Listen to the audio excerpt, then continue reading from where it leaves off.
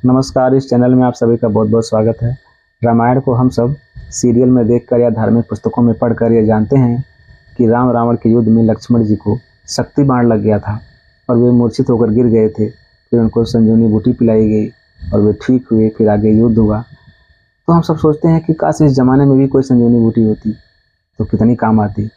तो चिंता नहीं करें, इस ज़माने में भी संजीवनी बूटी है। उसको आप पॉकेट में रख कर कहीं ले जा सकते हैं और ज़रूरत पड़ने पर बिना किसी डॉक्टर वैद्य की सलाह के आप उसको पी सकते हैं। आप उसका नाम भी सुने हैं, लेकिन आप ठीक से नहीं जानते हैं कि उसको कब पीना है, कैसे पीना है, कितना पीना है, उसके क्या क्या फ़ायदे हैं, उसको कौन लोग पी सकते हैं, कौन लोग नहीं पी सकते हैं, उसको घर पर कैसे बनाया जा सकता है। तो आज इस वीडियो में इन सभी सवालों के जवाब जानेंगे, लेकिन आप वीडियो को ध्यानपूर्वक और पूरी वीडियो देखिएगा। ORS अर्थात ओरल रिहाइड्रेशन सॉल्यूशन, हिंदी में इसका नाम है शरीर को फिर से जलयुक्त करने के लिए मुंह द्वारा लिया जाने वाला समाधान। बाजार में यह वालाइट, इलेक्ट्राल या अन्य कई नामों से मिलता है। इसकी बड़ी पैकेट 25 रुपये के आसपास मिलती है, जो 1 लीटर पानी के लिए होती है। छोटी पैकेट 5 रुपये के आसपास होती है, या 200 ml अर्थात लगभग 1 गिलास पानी के लिए होती है। इसमें sodium chloride, potassium chloride, sodium citrate और डेक्सट्रोज होता है, और यही सब खनिज लवण हमारे शरीर में भी होते हैं। इन्हीं को सामूहिक रूप से इलेक्ट्रोलाइट्स कहा जाता है। तो जब हमारे शरीर में इलेक्ट्रोलाइट्स की कमी हो जाती है तो ORS उसकी जल्दी से जल्दी पूर्ति करके संजीवनी की तरह से काम करता है और हमारी जान को बचा लेता है। पहला सवाल है कि इसको कब पीना है। तो संक्षेप में इसका जवाब है कि जब हमारे शरीर में इलेक्ट्रोलाइट्स की कमी हो जाती है। तो इलेक्ट्रोलाइट्स की कमी किन परिस्थितियों में होती है, आइए हम इसको 6 पॉइंट में देखते हैं। नंबर 1, जब आपको दस्त हो, उल्टी हो, पेचिश हो, या एक साथ दस्त और उल्टी हो, तब आपके शरीर में इलेक्ट्रोलाइट्स की कमी हो जाती है। नंबर 2, जब आपके शरीर से बहुत ज़्यादा पसीना निकला हो, चाहे वह पसीना गर्मी के मौसम के कारण हो, चाहे व्यायाम करने से, जिम जाने से, या कोई भी शारीरिक श्रम करने से पसीना निकलता है, तब आपके शरीर में इलेक्ट्रोलाइट्स की कमी हो जाती है। नंबर 3, जब आप लंबे समय से बीमार हों और भोजन पानी ठीक से न ले पा रहे हों, तब भी आपके शरीर में इलेक्ट्रोलाइट्स का असंतुलन हो जाता है। नंबर 4, जब किसी व्यक्ति की किडनी अर्थात गुर्दे ठीक से काम नहीं करते हैं, तब भी उस व्यक्ति के शरीर में इलेक्ट्रोलाइट्स का असंतुलन हो जाता है। नंबर 5, जब आपका शुगर या ब्लड प्रेशर नॉर्मल से बहुत कम हो, तब यह ORS उसको नॉर्मल करके संजीवनी की तरह से फ़ायदा करता है। नंबर 6, गर्मी के दिनों में जब लू चलती है, तो उस लू में रहकर या धूप में रहकर जब कोई यात्रा करना होता है या कोई शारीरिक काम करना पड़ता है, तब भी हमारे शरीर में पानी और इलेक्ट्रोलाइट्स की कमी हो जाती है। उपरोक्त स्थितियों में जब आपके शरीर में इलेक्ट्रोलाइट्स की कमी हो जाती है, तो आपका शरीर संकेत देने लगता है। वो संकेत क्या है? आपका मुँह सूखता है, बहुत ज़्यादा थकान महसूस होती है, पैदल चलने में, खड़े रहने में कमज़ोरी महसूस होती है, चक्कर आता है, शरीर में, सिर में तो बहुत दर्द होता है, मांसपेशियों में ऐंठन होती है, मूर्छा अर्थात अर्धबेहोशी की स्थिति आने लगती है, बैठे बैठे ही आपकी आंखें बंद होने लगती हैं।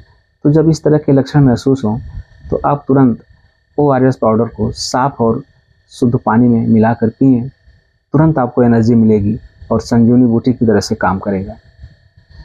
लोग अक्सर गलतियाँ करते हैं। गर्मी के दिनों में जब किसी यात्रा पर होते हैं, उनके शरीर में जब इलेक्ट्रोलाइट्स की कमी होती है, मुँह सूखने लगता है, थकान महसूस होने लगती है, चक्कर महसूस होता है, पूरे शरीर में दर्द और ऐंठन महसूस होता है, तो असल में उनका शरीर उनसे ORS मांगता है, लेकिन उनकी जुबान उनसे कोल्ड ड्रिंक मांगने लगती है, और वे जुबान की सुनते हैं, शरीर की नहीं सुनते हैं, कोल्ड ड्रिंक लाकर पीते हैं, फिर आगे चलकर वही बीमार होते हैं।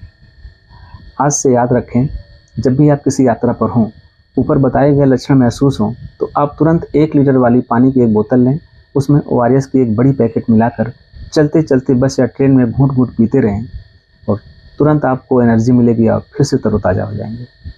दूसरा सवाल, ORS कितना पीना है। तो इसका जवाब है कि आपको जितनी प्यास हो उतना पीना है।